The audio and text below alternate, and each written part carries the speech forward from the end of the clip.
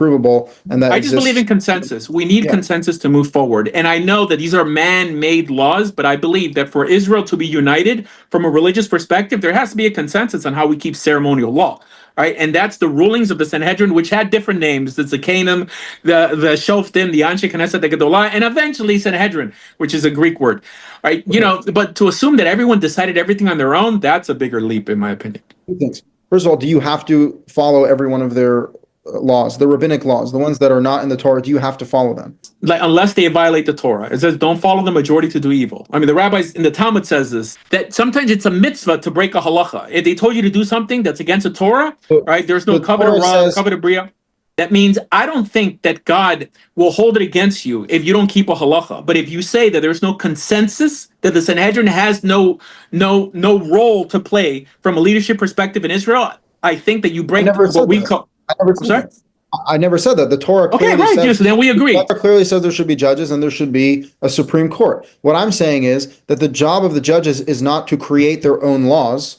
The job of the judges are to carry out God's laws and to settle doubt in the already existing law. That's evident in the Torah. The Torah says All they right. should judge the people with the laws of God, and they should carry. And when there's a doubt, you go up to the Supreme Court, and they settle a doubt in the pre-existing law. Their job is not to create piles and piles of rabbinic laws and then bind the people by those laws. So Yeah, what but I'm you saying is, agreed with that well, Rosh first of all, Chodesh. you have no obligation to follow rabbinic law. That's what I'm saying. Wait, hold on.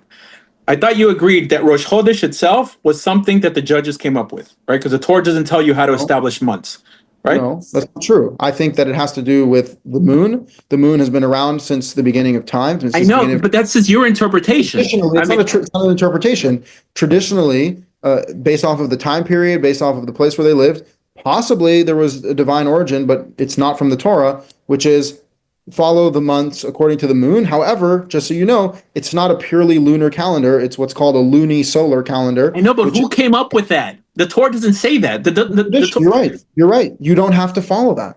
Although you do have to make sure the first month is in the spring, so we do know Okay, something, so right? if you don't have to follow it, then there's no way to, for you to keep Yom Kippur alongside everybody There you else. don't have there, in that case, you don't have unity. But let's say from an individual perspective, right? If I followed the solar calendar, which aligns with the seasons, and I kept, let's say April was the first month, and I kept Pesach on the 15th day of April, right? Technically, I would fulfill my obligation.